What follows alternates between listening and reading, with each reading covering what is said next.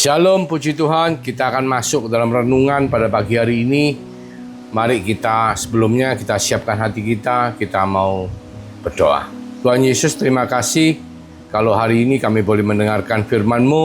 Kami percaya firman-Mu akan menjadi benih yang baik untuk kehidupan kami, yang Engkau akan memeteraikan dalam hati kami, bahkan membuat kami menjadi pelaku daripada firman-firman itu. Terima kasih Tuhan Yesus. Berkati setiap daripada kami, urapi kami semua ya Roh Kudus, di dalam nama Yesus kami mengucap syukur. Haleluya, amin. Puji Tuhan, kita akan masuk dalam topik yang sangat menarik ya, yaitu dengan judul memikirkan apa yang dipikirkan Allah. Sebetulnya kan penting sekali kan, untuk kita bisa punya pikiran yang sama, atau kita tahu apa yang Allah pikirkan dan kita juga ikut dalam pikiran Allah. Jadi dalam rencana Allah, dalam semua yang Allah ingin kita lakukan. Ya, tentunya kita harus kembali dulu ya. Sebetulnya kalau kita mau tanya sebenarnya kenapa sih Alkitab itu ditulis? Ya, tentunya Tuhan punya maksud ya. Dia menulis Alkitab dari sejak kitab Kejadian. Kita semua tahu Allah menciptakan di ayat 1 ya, Kejadian 1 ayat 1.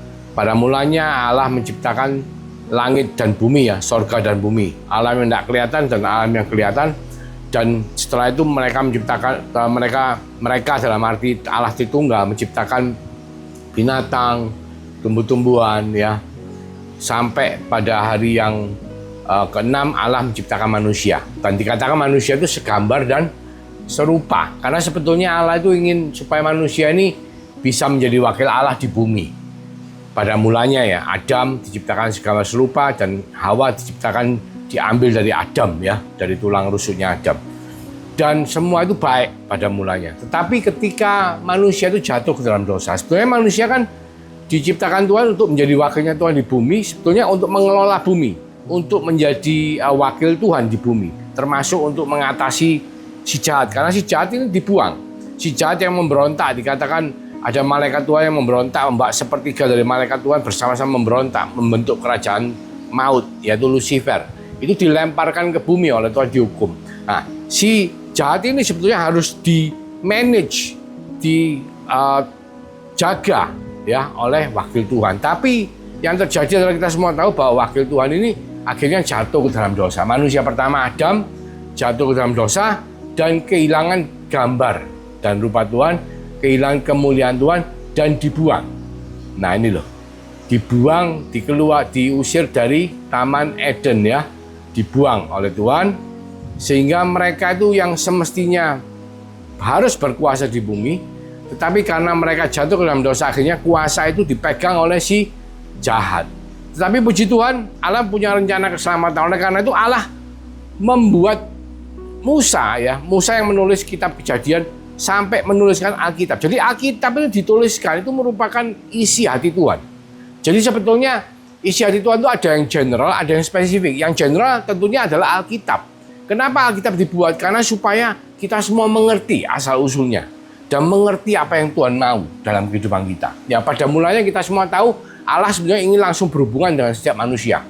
Dari keturunan pertama Adam, lalu dari Habel, ya, terus Kain, Habel dibunuh oleh Kain, dan Set, dan turun-turun bahkan begitu akrab dengan Henok ya, sampai Henok itu tidak mengalami kematian secara fisik, tapi diangkat hidup-hidup oleh Tuhan ke sorga ya pada usia 300 tahunan lebih ya. Dan sampai ceritanya Metusala yang merupakan manusia tertua, itu Allah itu kepingin langsung hubungan sama manusia. Tetapi manusia ini makin hari makin jahat, dikatakan di Kejadian 6, bahkan terjadi perkawinan campur ya antara anak-anak Allah atau malaikat-malaikat itu mengawini anak-anak manusia, dan terjadi perkawinan campur sehingga Tuhan itu marah dan Tuhan menghukum dengan air bah. Supaya apa? Supaya keturunan Tuhan ini menjadi murni. Nah, kenapa? Karena Tuhan sudah ngomong nantinya akan ada juru selamat. Di Kejadian 3 itu dikatakan bahwa nanti keturunan wanita itu akan meremukkan kepala si ular, akan mengalahkan si jahat. Supaya apa? Supaya keturunan wanita itu akan membawa manusia ini kembali kepada Allah. Manusia yang telah kehilangan kemuliaan Allah, telah kehilangan gambar dan rupa Allah, itu nantinya akan dibawa kembali. kepada Allah. Itu rencana Tuhan. Pertama, Tuhan ingin langsung, ternyata manusia tidak bisa. Dan manusia jatuh ke dalam dosa, dan Kejadian 7, air bah diturunkan, dan manusia ini akhirnya apa? Mengalami kemusnahan, hanya 8 orang sisa, Nuh dan keturunannya, ya kita semua tahu. Tetapi Tuhan tetap melalui keturunan Abraham, Tuhan memilih ya. Jadi ketika keturunan itu menjadi makin banyak, ya di Kejadian 11, mereka itu makin pandai karena mereka sebenarnya manusia itu diciptakan segambar serupa sama Tuhan. Dengan kepandaian, dengan intelligence, intelektual dan lain sebagainya, mereka akhirnya mau meninggikan diri seperti Tuhan, mendirikan Menara Babel di Kejadian 11. Dan Tuhan akhirnya tidak mau itu terjadi. Itu kan berarti menunjukkan satu sikap kesombongan ya. Dan itu yang terjadi pada Lucifer. Lucifer itu ingin seperti Allah. Jadi dia itu akhirnya memberontak. Dan manusia juga pada waktu itu saking pinternya, saking hebatnya mendirikan Menara Babel, ingin seperti Allah. Dan Tuhan tidak mau itu terjadi. Tuhan membuat bahasanya menjadi beragam ya, sehingga mereka tercerah-berai. Tetapi Tuhan di Kejadian 12 ayat 3 jelas sekali dia akan memilih agen atau orang ya, atau bangsa atau suku bangsa. Dikatakan di ayat Kejadian 12 ayat 3 dikatakan, aku akan memberkati orang-orang yang memberkati engkau dan mengutuk orang-orang yang mengutuk engkau, dan olehmu semua kaum di muka bumi akan mendapat berkat. Ini Abraham yang dikatakan, Abraham dan keturunannya. Waktu itu namanya masih Abram. Jadi Tuhan kalau dulunya berhubungan dengan semua manusia, tapi sekarang enggak. Tuhan hanya berhubungan dengan Abraham dan keturunannya. Dikatakan mereka akan diberkati untuk menjadi berkat ya bagi semua kaum di muka bumi, bangsa-bangsa. Nah, itu isi hati Tuhan. Nah, sudahkah Abraham dan keturunannya itu menjadi berkat seperti yang Tuhan mau? Nah, kita semua tahu bahwa Abraham punya 2 anak. Satu Ismail, satu Ishak. Nah, Ismail ini anak secara daging dari Hagar. Tetapi Ishak itu adalah anak secara perjanjian dari Sarah. Karena Tuhan sudah berjanji kepada Abraham dan Sarah bahwa engkau akan memiliki keturunan. Meskipun pada waktu itu umurnya udah 99 tahun Abrahamnya. Sudah istilahnya layu, sudah tidak bisa punya keturunan. Tapi Tuhan mengatakan itu rencana pikiran Tuhan. Karena Tuhan sudah ngomong, melalui engkau dan keturunanmu, nanti semua bangsa itu akan diberkati. Padahal Abraham sudah 99 tahun.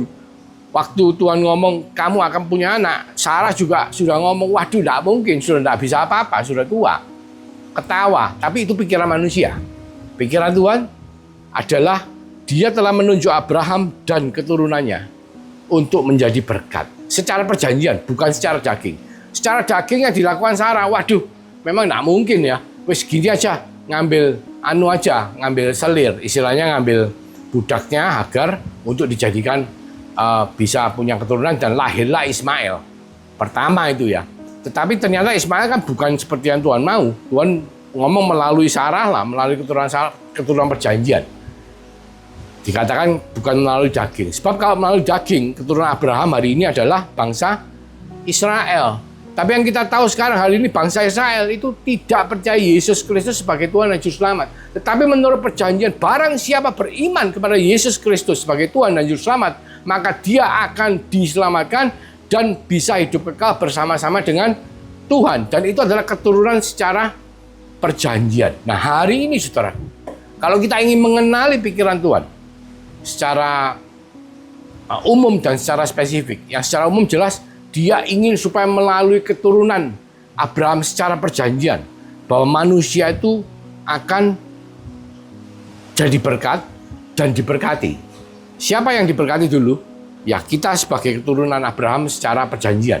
Saudara dan saya beriman. Bagaimana yang belum beriman? Ya tentunya harus masuk ke dalam perjanjian dengan Tuhan. Harus memiliki iman. Karena tanpa iman, ya maka tidak ada keselamatan.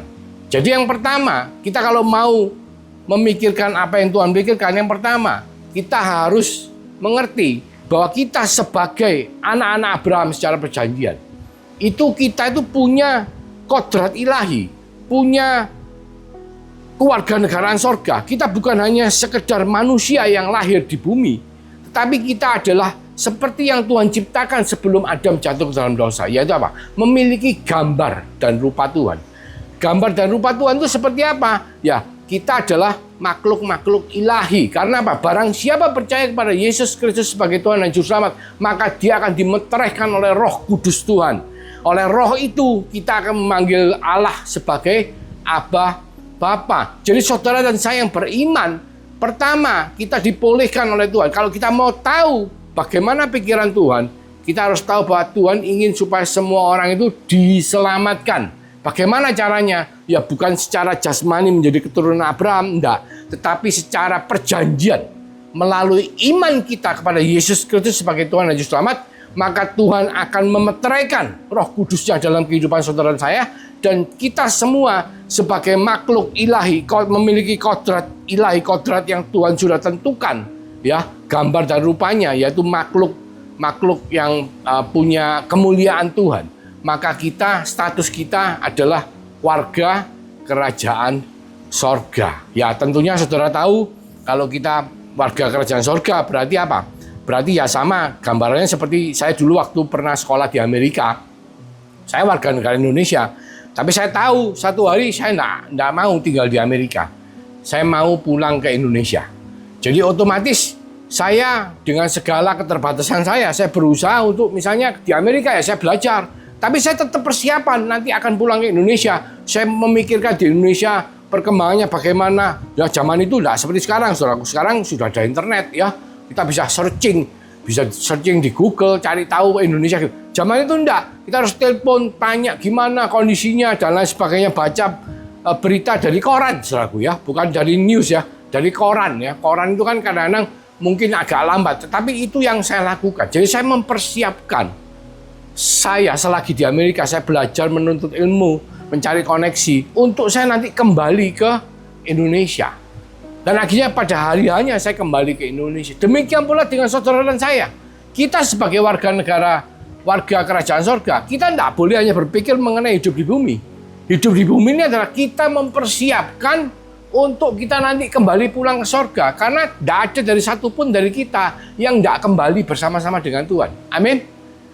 Ya tentunya saudara pasti ngomong amin. Karena Tuhan ngomong di ayatnya, barang siapa ditemukan beriman ketika dia selesai tugasnya di bumi, maka saat itu juga.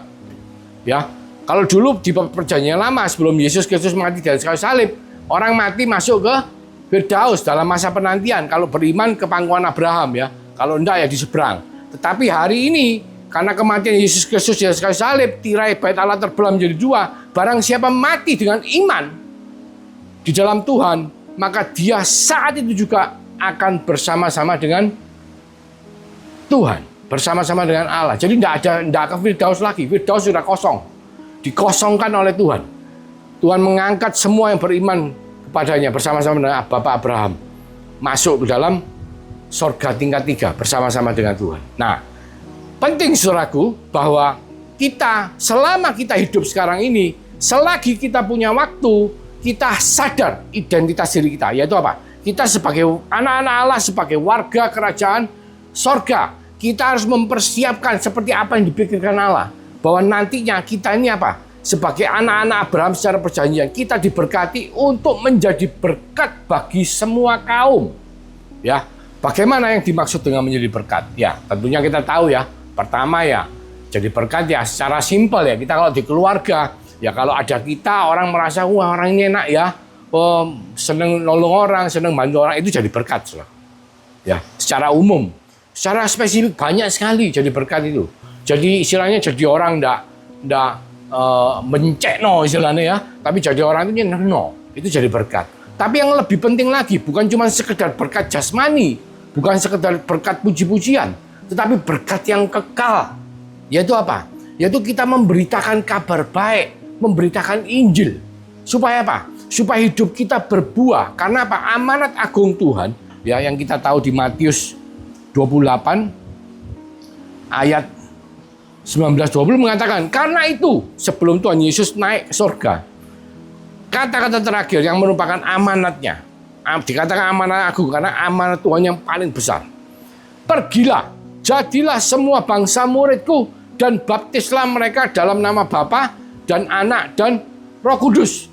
Dan ajarlah mereka melakukan segala sesuatu yang telah kuperintahkan kepadamu, Dan ketahuilah, aku menyertai kamu senantiasa sampai kepada akhir zaman. Dan itu amanat agung itu bukan cuma sekedar apa kata Tuhan Yesus, tapi mereconfirm ya, meneguhkan apa yang Tuhan telah katakan kepada Abraham. Apa yang menjadi pikiran Tuhan dari zaman perjanjian lama di Kejadian 12 ayat 3 ya, saudara, tadi saya ingatkan lagi ya.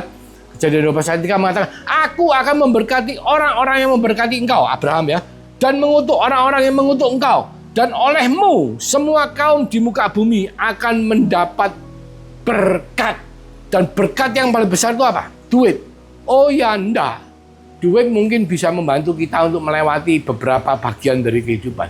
Tapi berkat paling besar adalah berkat keselamatan, kasih karunia Tuhan Yesus Kristus, kabar baik itu. Karena apa? Karena kabar baik keselamatan bukan oleh karena perbuatan kita, tapi itu oleh karena perbuatan daripada Tuhan Yesus, kasih karunia daripada Allah Bapa kepada saudara dan saya yang beriman percaya kepada Yesus Kristus sebagai Tuhan dan Juru Selamat. Maka kita akan beroleh hidup yang kekal bersama-sama dengan Tuhan. Dan itu Tuhan ingin supaya saudara dan saya sebagai keturunan Abraham secara perjanjian, kita mau pergi untuk memberitakan itu ya, dan untuk mengajarkan ya. Jadi berkat itu dua, saudaraku. Pertama, kita secara kuantitas kita mengajak banyak jiwa untuk bertobat ya, memperkenalkan Yesus, memberitakan kabar baik. Kedua, kita secara kualitas kita bisa mengajar mereka ya yang sudah percaya, bukan cuman masuk sebagai anak-anak kecil, bayi-bayi rohani, tetapi mereka harus diajar supaya mereka bisa menikmati makanan rohani ya, sampai mereka bisa bertumbuh dan menjadi dewasa. Itu adalah amanat agung, dan itu adalah kunci daripada pikiran Allah yang kita harus pakai dalam kehidupan kita, supaya pikiran kita selaras dengan apa yang Tuhan pikirkan. Pertama, penting sekali saudaraku, bahwa kita akan diberkati untuk menjadi berkat. Sebagai keturunan Abraham berarti apa? Kita sebagai keturunan Abraham yang dengan perjanjian, yaitu dengan iman kita, maka kita menjadi anak-anak Allah yang juga otomatis kita menjadi warga kerajaan sorga. Nah, oleh karena itu kita diberkati secara luar biasa oleh kasih karunia Tuhan, dan kita oleh amanat agung Tuhan Yesus Kristus, kita harus memberitakan berkat itu dengan memberkati orang lain dengan kasih karunia Tuhan, kebenaran yang mereka semua harus mengerti, supaya apa? Supaya semua orang beroleh kesempatan untuk bertobat dan menerima kasih karunia Tuhan dengan iman mereka menjadi bagian daripada kerajaan Allah. Mari kita berdoa. Terima kasih Bapa untuk mengingatkan setiap daripada kami bagaimana supaya kami bisa memikirkan apa yang Allah pikirkan.